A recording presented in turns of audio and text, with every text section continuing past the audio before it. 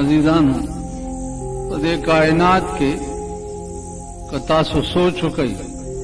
नु दा अल्लाह पाक हर फैसला चिकम दा और हर यो कार अगा हैरान कुनवी और दे इंसान दा अकल नबारी तासो सोच कई कि द रसूलुल्लाह सल्लल्लाहु अलैहि वसल्लम इंतखाब च स वक्त के द नागा प कम रंग के शवे दा टोल कायनात चला पैदा नो अव्वल खिलकत और पैदाइश च दे अल्लाह पाक द जिब्राइल अलैहिस्सलाम करे उस जिब्राइल च दे पटोल कायनात के अगब मुकर्रब मलाइका दा च द मलाइको पे दुनिया की ददन औचत मकाम द बले मलाइकी निश्त नावल खिलकत अल्लाह पाक द जिब्राइल अलैहिस्सलाम करे रसूलुल्लाह सल्लल्लाहु अलैहि वसल्लम ते औरत तपोस को च तचे पैदाश हुए तासली दिली वे नोरे समनू वो देखी तरफ त यो स्तोरे बमिली दो चा बजले दो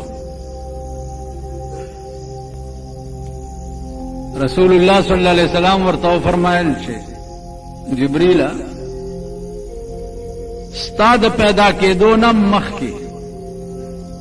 सलोर जरा काल मख के जमान नूर खुदा पैदा करे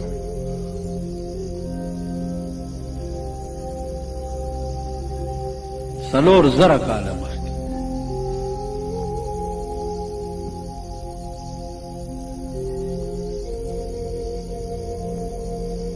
अजीजानो उस दास से दा अकल खबर न दे दा फैसला कुदरत वाली करे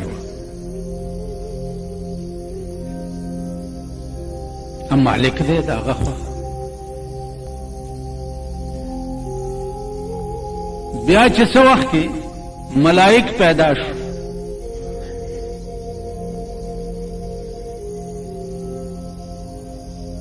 जरगुना और लकुना काला दे मलाइको द खुदा इबादत करे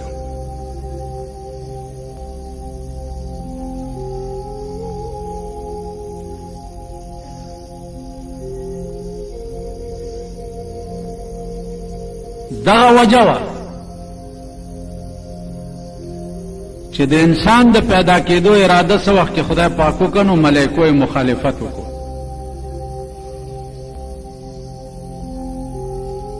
अवे चे अतजअलु फीहा मन युफ्सिदु फीहा व यस्फिकु दिमाअ व नहनु नुसब्बिहु बिहम्दिका व नुक़द्दिसु लक या अल्लाह त पजमका के बनी आदम पैदा के चागा ब फसादू न कई और शरू न बकई मुंग काफी उस्ताद इबादत द पारक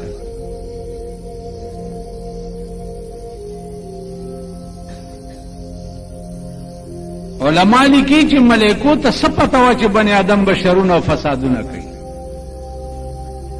चूंकि दे इंसानानो नमख की पेरियान पैदा शवी और मलाइको द पेरियान हाल लीदले हो चिखपलो के बे जगड़े और फसादू न कोल नो इंसान इम पागे बांधे कियास को संगा पेरियान उड़ान दी और उड़ाने कई दगा से बे इंसानानम कई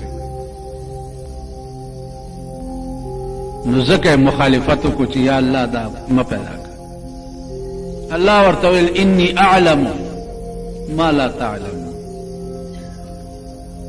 ज बनी आदम दे द पारा पैदा कोम च प बनी आदमो के मा यो महबूब खपल पैदा करे और अगत च टोल लारे अवाली शी और कायनात बिल्कुल सेट शी नो अगे द पासा बागा पेरा वाले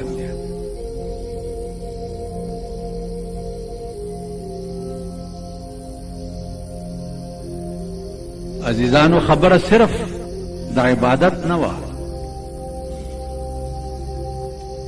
कदा टोला दुनिया रा जमा के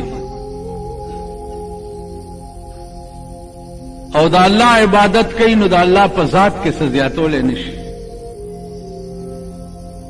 और कदा टोला दुनिया काफिर शी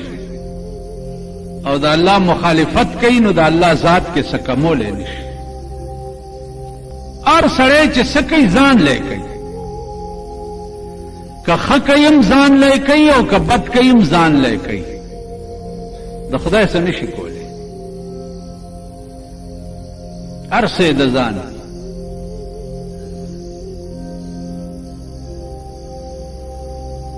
نو انسانان چې څه وخت کې پیدا شو،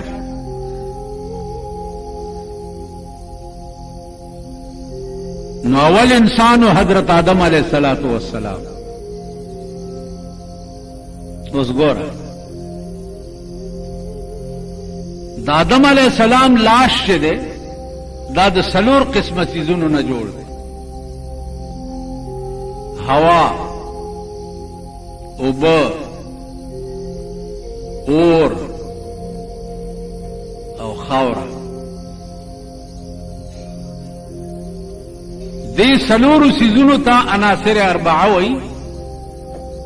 د دې څلورو څیزونو نه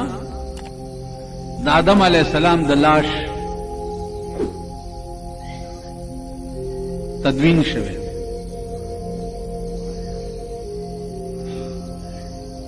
اوس دا خاورې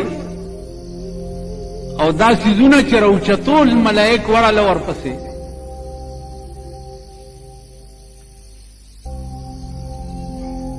او دا څلور څیزونه راوچتول نو د ځمکې ورته وویلې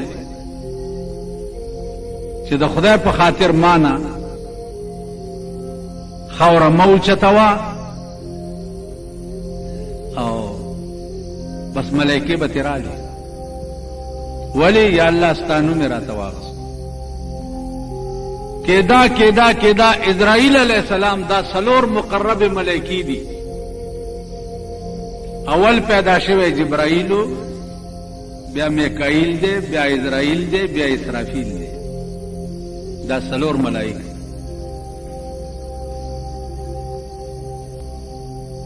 ټولو ملائکو چې د انکار وکړو چې یا الله ستا نوم راته والي نو موږ څنګه خاوره راوچته. اسرائیل علیہ السلام ته وویل چې ته ورشه. چې دی ورغی او خاوره یې راوچته کړه، ځمکې ورته د خدای نوم واغسته، د خاوره راوړه دی. چې راوړه ځمکې شکایت وکړو الله ته چې یا الله ما ستا نوم ورته واغسته او د خاوره اوچته کړه. الله ورته ویل ولې؟ وی یا الله ما ته ستا حکم چې دی ستا د نوم نه بهتر و. تا حکم کړو چې خاوره راوړه، نو ما د حکم تعمیل کولو ځکه ستا د نوم نه ما ته ستا حکم بهتر. الله ورته ویل ستا زړه ډېر سخت دی، په داسې کار به دې ولګوم که څوک درته رویونه اچوي پرېږدې به نه. اوس چې د چا ځنکدنې ته خو اسرائیل ته ووایه که نه چې د خدای په خاطر دنه سامه وباسه، داسې مری والا تاو کی چې بیخ بنیاد والا وباسي، ځکه چې هلته د خدای حکم وي چې دنه سا قبض کړه. تاسو خیال راغلی؟ نو دا څلور واړه ملائک چې دي په مختلفو ډیوټو باندې. د جبرائیل کار څه و؟ د الله او د هغه د پیغمبرانو منځ کې راز وړه راوړه. د اسرائیل کار څه دی؟ خلکو نه روحونه قبض کول. د اسرافیل کار څه دی؟ شپېلۍ تیاره په خوله کې نیولې ده چې د قیامت په ورځ حکم وشي نو شپېلۍ چې وغږوي نو دنیا به ټوله ورانه شي. او د میکائیل کار دی د ټولې دنیا وزیر خوراک دی. ټولې دنیا ته د راشن سپلای چې د هغه میکائیل علیہ السلام کوي. عزیزان ما تاسو ته عرض وکړو چې انسان پیدا کېده، د انسان د پیدایش نه 4,000 کاله مخکې د ټول بني آدم روحونه پیدا شوي. د ابتدا نه والا تر قیامته پورې چې څومره بني آدم پیدا کیږي د دې روحونه د انسان نم 4,000 کاله مخکې پیدا شوي. او بیا د روحونو پیدا کېدو نه 4,000 کاله مخکې د دې روحونو د پاره د رزق بندوبست شوی. د رزق هغه رزق چې نن ورپسې تاسو در په در او خاورې په سر ګرځئ د دې رزق بندوبست تا د روح نم 4,000 کاله مخکې شوی نن دنیا ته وګوره چغې وایي په پاکستان کې غربت دی او غریبي ده ګراني ده غربت ده غریبي ده او ګراني ده ته یو سړی خو ماته وایي چې هغه په پاکستان کې د لوږې مړي یو سړی کم شی چې بنیادی شی دی هغې ته څوک نږدې نه راځي دا هېڅوک هم نه وایي چې په پاکستان کې بېدیني ده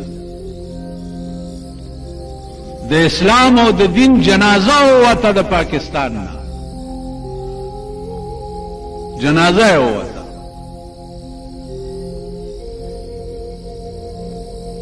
هر انسان ته هغه کار کول پکار دي چې یا پکې د دنیا فایده یا د آخرت فایده ٹھیک شو خبره پوهېږئ که نه نه پوهېږئ بیا مه راځئ تکلیف مه کوئ زه هم ستړی شوم دا هغه ورځې په شوق کې یم چې دلته راشم او یو قسم نه یو زم کور ته لاړ شم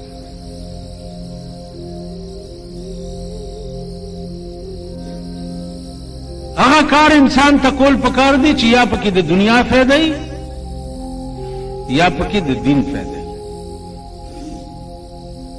هغه نه دی کول پکار چې نه پکې د دنیا فایده او نه د دین تاسو په ایمان ووایئ چې نن په ټول ملک کې وګورئ کرکټ میچ شروع دی دې کې د دنیا څه فایده ده او د دین پکې څه فایده ده شته د دنیا څه فایده پکې شته د دین فایده پکې شته سوا د وخت ضایع کولو نه نن ټول ملک وګوره سټانټو دی ټول ملک تیرہ جمعه ما ویلي چې وزیر اعظم یې اپیل کړی چې دعا وکړي چې پاکستان کرکټ وګټي دعا یې قبوله شوه 2-3 وګټل خیر مشره ښځه ده غریبه دومره خدای مني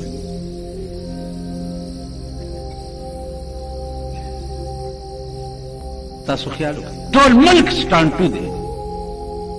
کالکان دي کج هغه ورځ په قذافی سټیډیم کې 3 घंटे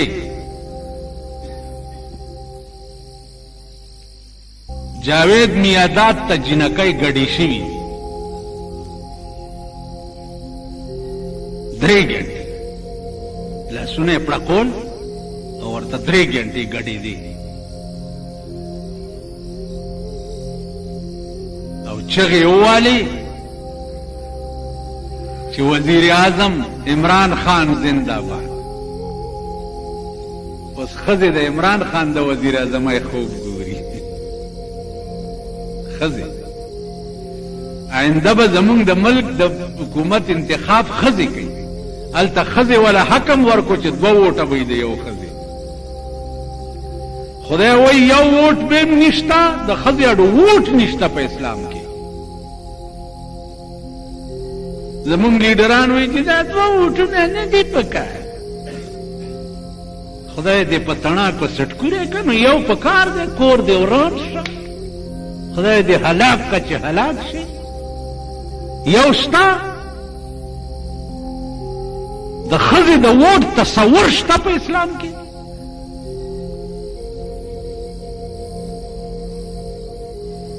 د ښځې شهادت چې د 302 کیس شوی یو سړی په مخ کې مړیم شهادت یې د نیم سړي برابر شهادت گواهی چې ورکوي نو نیمه گواهی وي چې 2 ښځې نه د هغې گواهی د یو سړي برابر هم نه ده دې ملک والا د 2 ووټونو حق یو ښځې له ورکړي داسې حال خو دې جینۍ نه دی جوړ کړی او تاسو ټول یې دغه کړي ملیانو هم ورته فیصله کې ونیوي داسې چل شوی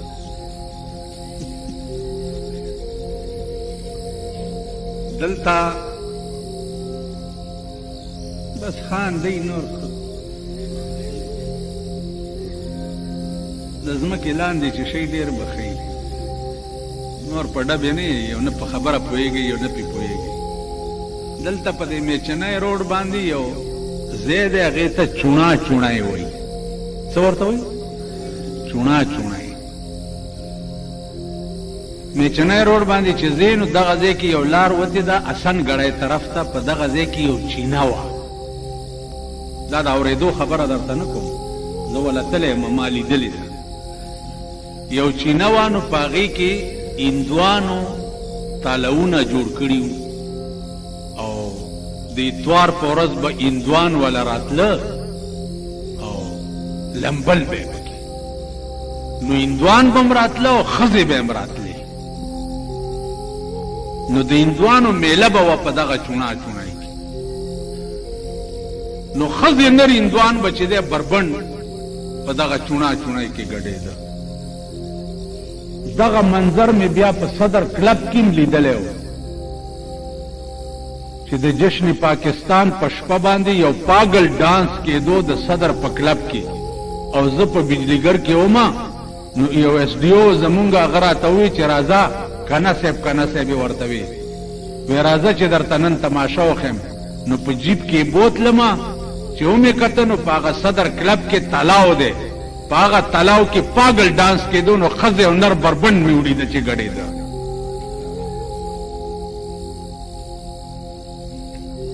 تاسو خیال د جشن پاکستان په شپه پاگل ډانس کېده دا چې ما په تقریر کې بیا ووی د یحیی خان په حکومت کې مارشالله وه چې د صدر په کلب کې پاگل ډانس کېده او ښځې او نر بربنډې پکې ګډېده ما ولیده نو زه بیا په مارشالله کې ونیوم او د کوواټ جیل ته یې بوتلم او مارشالله عدالت کې چې پیش کم 4,000 روپۍ جرم کم دا ما سره دا شي نو هغه پاگل ډانس به په چوڼا چوڼی کې کېده د هندوانو د سیکانو د هندوو د سیکړو دا نو زه دا کوشش کوم چې هر جرم چې تنقید پې کوم نو اول په خپله وګورم چې دروغ نه وي بیا نو زه وله تلی ما لیدلی دي نو په دغه ځای کې د حسن ګړی یو زمیندار و هغه چې ولیده چې دا هندوې خو بربنډې دي نو دم صاحبه جامې ویستې دي او ورمنډه کړې ده او هغه هندوانو ته وایي چې سیټا اپنی گوڑی باندھ دو ہمارا گوڑا چھوٹ گیا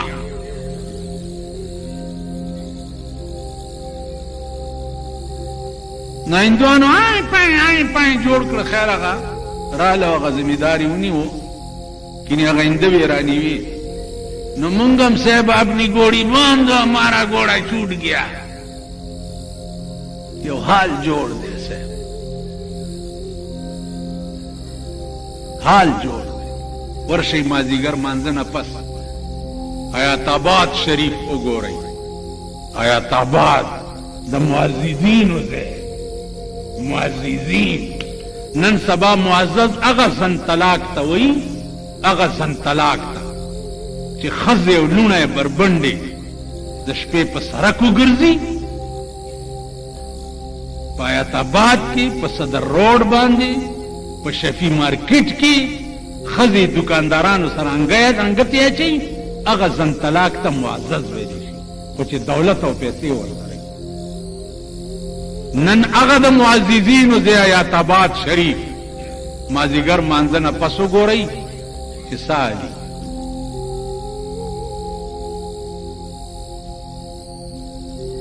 صدر روډ وګورئ مازدیګر مانځنه پس چې سالي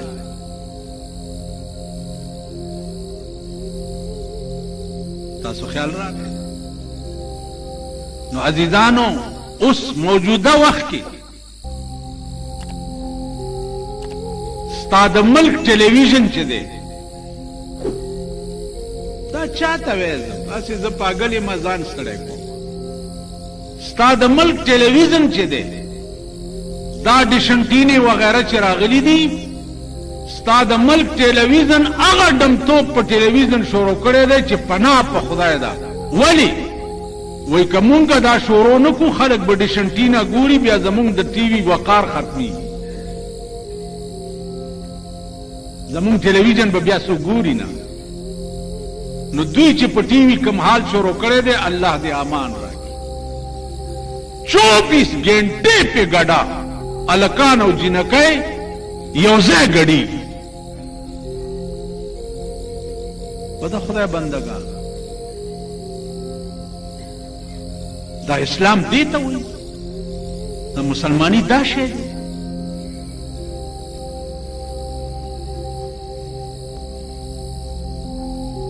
سبا کو انجام به د دې ملک سي انجام بیدای واوري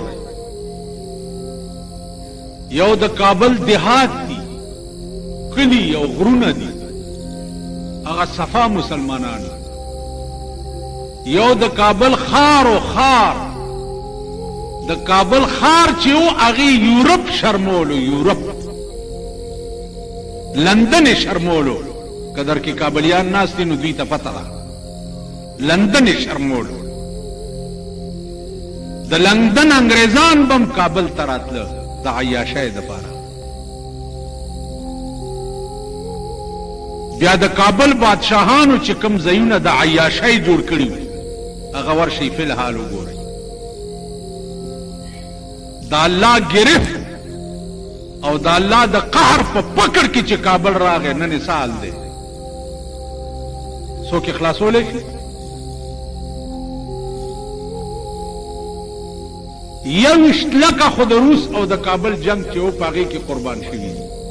یویشت لکه اوس فی الحال پکې سال دی ورشئ تماشا یې وکړئ عزیزانو د هغې وجه څه وه چې د ګناه غرور چې و هغه اسمان ته ورسېدو نو الله داسې راونیوه داسې چې تر ننه پورې څوک خلاصولی نه شي د پاکستان د غرور او د بېدینۍ د انتها وشوه زما د په خدای قسمی چې یو ځل خدای راونیوه دا پاکستان زه به تاسو ته وښیم بیا چې کوم طرف ته منډې وهئ هندوستان ته به تاسو نشئ پناهګزین کېدی کابل ته به تاسو نشئ تللی لوڼې به په یو منډې وي او زامن به په بلې منډې وي او ښځې به په بلې منډې وي او تاسو به په بله منډې وئ بالکل د هلاکت او د تباهۍ په پلیټ فارم باندې ستا ملک ولاړ دی اول دا پته خو لږه په پاکستان کې وکئ چې په قذافي سټیډیم باندې 100 ارب روپۍ لګېدلي دا پته بیا د دې کرکټ میچ د پاره چې کومې کورسۍ جوړې دي چې خلک او جنکۍ به پې کیني په هغې 100 کروړه روپۍ لګېدلي د عیاشۍ په اډو اربونه روپۍ او دلته د ټیکس دفتری کاغذونه ګرځئ سپیره دکاندار پسې به راشي آپ کو نوٹس دیا جاتا ہے کہ ٹیکس کے کمشنر کے دفتر میں پیش ہوں ولی ستا یو کورکې دی په هغې ټیکس لګېدلی هغه ورځې ما ته بیا دوه چټونه پریښي دي چې په تام ټیکس لګېدلی دی مالخواه هغه سپیټر ګیرم و چې راغلی و ما په ګیرو والا خو د خدای په خړ سیلاب یوړی کي نو مالې چې ګیری وه نو هغې کورواني ته خو پته وکړه چې اوس مونږ په پاکستان کې یو کور کې د اوسېدو حق نه لرو ټیکسونه دي دلته بار یو نهي دی پت پت سپیټر ورپسې راشي پیش د روټۍ والله که د دارو دره کې لګي بیمار په کور کې پروت دی د دوای دره کې نه لګي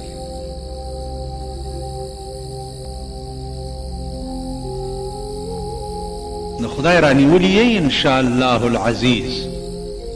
او پریدي بم نه خو هر کله چې آسماني بمباري در باندې شروع شوه د ځان تماشې به وکئ کوئ چې سم خوښه ده کوئ ودون ستاسو لعنت دے مړی ستاسو لعنت دے جون ستاسو لعنت دے اولاد ستاسو لعنت دے مونږ خو تباہی غرق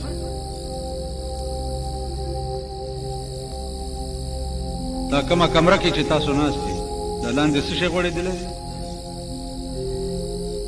دی ته څه وایي ښه دړی نه دي دړی دومره خو مقل دی چې نه شی هم نه پېژنئ دې ته دړی نه وایي دا کارپېټ دی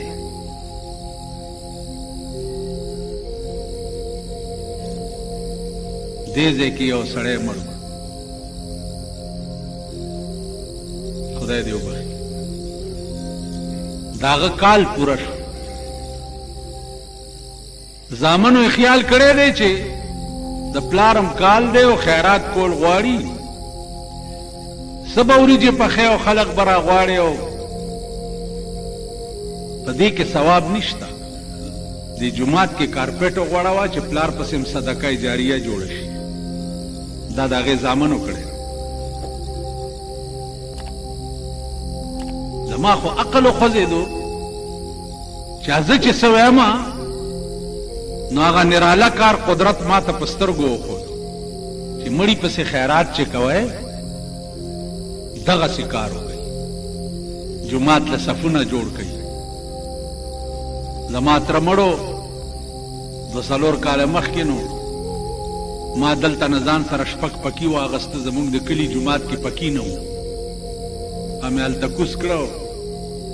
کلي ملکانو راته وی چې خیریات څرنګه چال ده ما چې خیریات مې کړی ده چې کوم ده مو خو څه ونه لیدم ما چې تورې خاورې وخورو خاورې وخورو خاورې جومات له مې پکي راوړو دا پکي به لګېدلي وي خلک به ترې لاندې منځونه کوي دا زما تره پسې به صدقه جاریه شي وی چې وریجې مریجې نشته مال خاورې شته که خورې خاورې چې مړي پسې د خیرات درته څوک وایي وایي تورې خاورې خوري زهر خوري زما غول خوري چې درته یې راوړم او خوله کې یې درکړم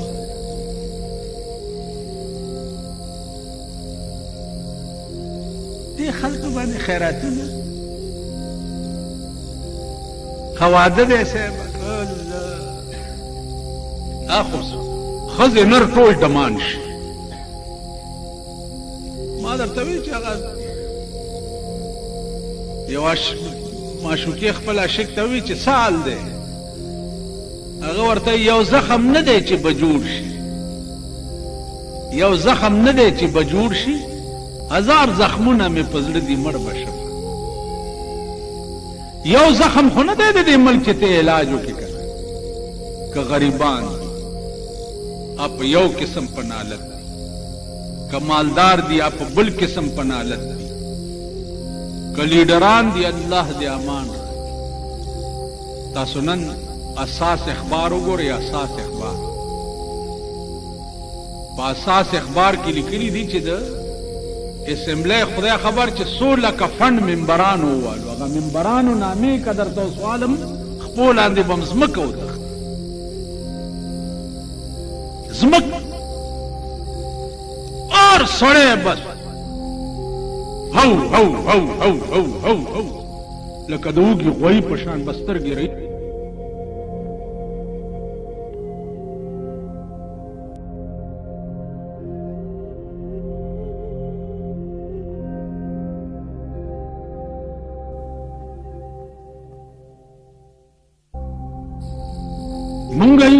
مونږ لا داسې مړی چې واچي په تخته باندې یو مولا مړی لمبولو نو دلته زمونږ د ملک رواج دی چې په تخته پیسې اچوي که نه په تخته پیسې اچوي نو هغه مړي په تخته چا سوا نه چول مولا چې جومات ته راغی نو مړي پسې هم کنځلې وکړې ویلې خدای راستي ما هم پکې یو ځای وچ کړی ټول مې نه دی لمبولی نو چې وجځه پکې پرې خو بیا جنازم نه کیږي ولې هلک اوس دی ولې پرې او دا کیسم دی جماعت کې شوی زه وړوکی دی جماعت کې لوی شوی 50 کاله وشو په خبره پوه شئ مولا ته مې ولې مولا اوس مړ دی خدای دې وبخښي مال ولې هلک خدای راستي چې وجځه مې پکې پرې مال چل سو نه چا په تخته واچول نو دلته به ما ترجمه خودا ماسخوتن مانځه نه پاس دلته دی جمعه نو دلته یو خان هغه به هم پکې کېناستو چې هغه به کېناستو پکې نو هغه ته مې وویل مالستا نوم مې مپلاني ته اغستی دی هغه ملا چې نو هغه به دا مړي زیات لمبول دی علاقه کې ما ستا نامه مې ورته اغستې په تخته وړاندې نڅه واچوه یا وړاندې نڅه ورکړه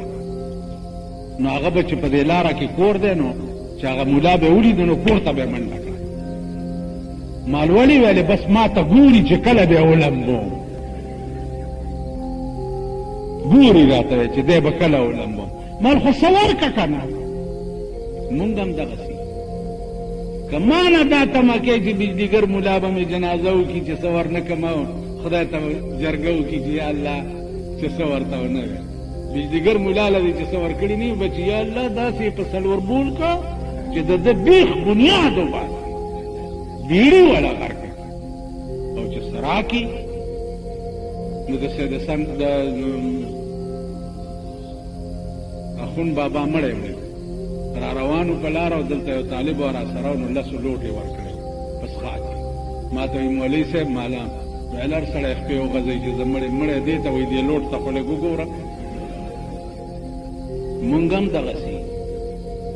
خدای په راستۍ چې سرسایه دې نه راکړي که مې روجې درو بخلي د سړي زوی بنې چې د اختر سرمن دې نه راکړي که قرباني دې قبوله شوه د سړي زوی بنې په نکاح کې دې چې څه نه راکړي نکاح مې هم دله واپس کړی سپېره مې تړلی دا نکاح کې تاسو ورته کوي د نکاحونو ته تاسو کتلي دا تړي یې څه وخت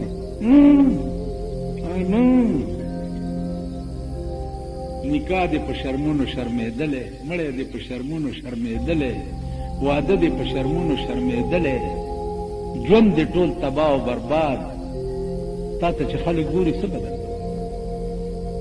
اوس چې ځان ته لږ د سړي بچی وایي او د دې کرکټ میچ ته څومره دنیا ناست دی چې ځان ته د سړي زوی وایي دوی ته به د سړي زامن وایي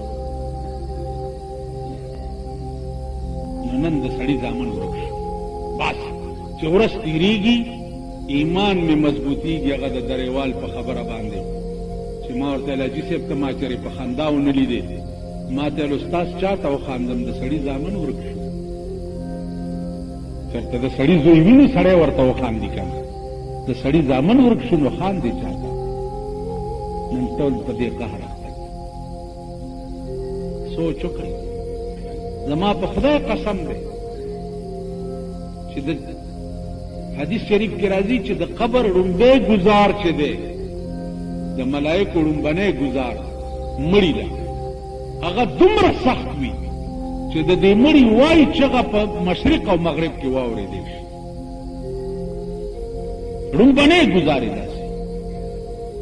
دغه ګزار له ځان تیاروئ الله دې امان راکړي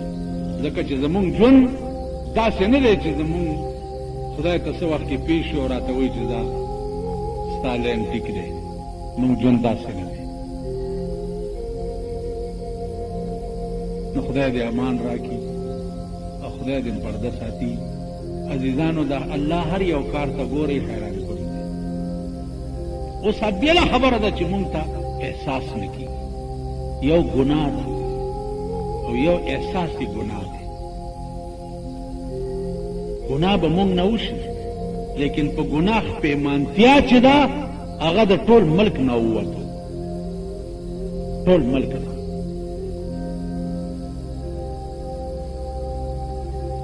تاسو خیال راغلی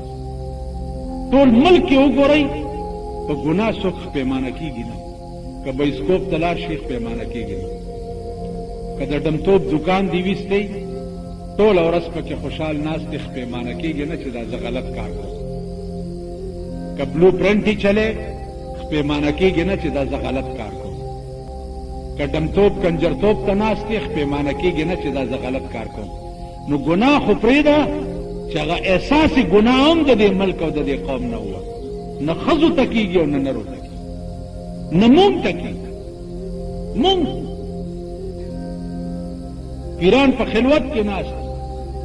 او لاس وله ورکړي چې قربان دې شم د دوا نه به مې نه وباسو اوس خدای دې کامیاب کړي هغه په اوړي کې واسکټ اچولی چې جیب کې ومنډي دا خیال هغه نه کوي چې دا سړی د ټاټکي مزدور دی دا ما چې څه ته واغسته په دې به بال بچله څه وړی دی که نه زه خو هسې په سوري لاندې ناست یم او لنګرې مې چلیږي هغه ته هم دا احساس نه کوي احساس یې ګناه نشته پیر ته نه کېږي ملا ته نه کېږي میا ته نه کېږي اهل بیتو ته نه کېږي احساس ګناه هم ورته نه کېږي نو مونږ غرق کېږو دا ژوند خو یو ټمپریلي غوندې او عارضي ژوند دی ډېر زر به تېر شي دا ژوند د ژمي مازدیګر دی دی که نه دا ژوند چې دی د ژمي مازدیګر دی ډېر زر به در باندې ماښام شي خپل کور ته به روان شي